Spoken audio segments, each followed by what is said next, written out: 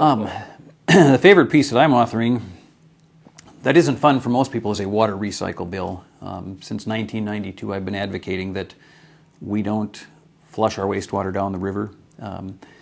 Most people that live on city water just don't understand the city draws the water out of a well, so they're taking it out of our aquifer.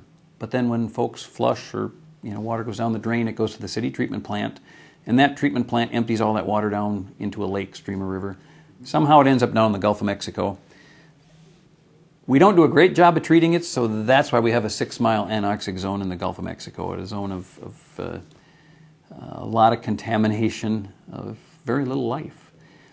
So since 1992, I've been fighting to get water recycled, reintroduced into the groundwater or the aquifer so that water stays within the watershed. And we're going to have some wars over water down the road. I actually think water's a much more major issue to deal with than anything to do with climate.